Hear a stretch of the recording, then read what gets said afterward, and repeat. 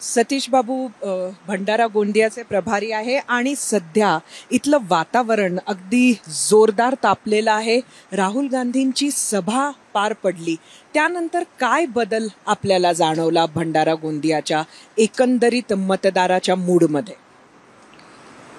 भंडारा गोंदिया राहुल गांधीची ज्या पद्धतीने पब्लिक रिस्पॉन्स मिळाला मीटिंगमध्ये आणि लोकांचा जे उत्साह होता ते पाहून फक्त भंडारा गोंदिया नाही तर पूर्व विदर्भामध्ये एक जे वातावरण आहे ते मागचे 2019 सारखा नाही आहे.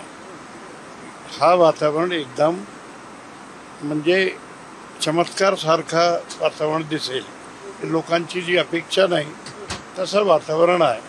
कारण ग्रासरूट लेवलवर लोकांमध्ये काँग्रेसबद्दल या पूर्व विदर्भामध्ये काँग्रेसचे सीट उभे आहे, फक्त एकच सीट राष्ट्रवादीची वर्धामध्ये आहे.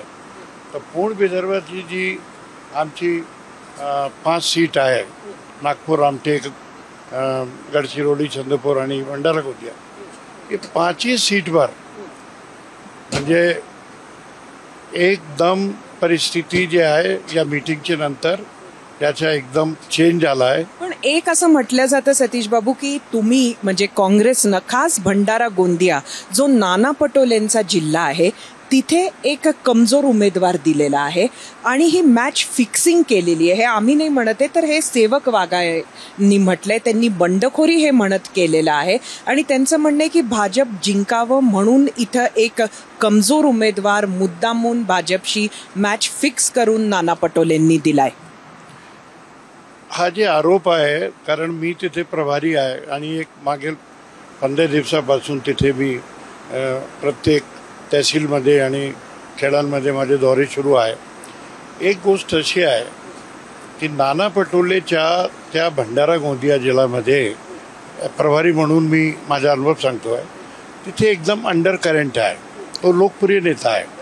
त्याच्या एक प्रत्येक तहसील आणि खेड्यांमध्ये एक वातावरण ग्रासरूट लेवलवर आणि त्यांनी सोशल इंजिनिअरिंग करून आपलं कॅन्डिडेट एक MBBS डॉक्टरला उभा केला आहे. आपण हे सांगत आहात, सोशल इंजिनिअरिंगबद्दल बोलत आहात. नाना पटोले हे मोठे नेते आहेत, तिथे आहेत. आपल्यासारखे नेते मंडळी तिथे प्रचार पाहत आहेत. मात्र दुसरीकडे तिथे सुनील मेंढे हे विद्यमान खासदार आहे, परिणय फुके आहेत, प्रफुल्ल पटेल सारखे आता नेते तिथे ताकदीला आलेले आहेत.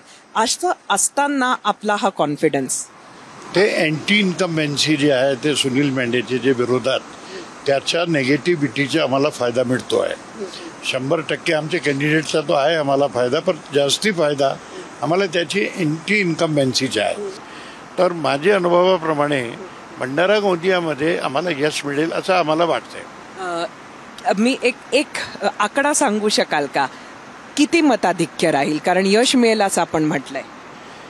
ते आकडा सांगणे आता मला शक्य नाही, परंतु एवढं नक्की आहे की हा आमचा उमेदवार हा बहुमताने विजयी होईल तिथे. धन्यवाद सतीश बाबू आमच्याशी चर्चा केल्याबद्दल.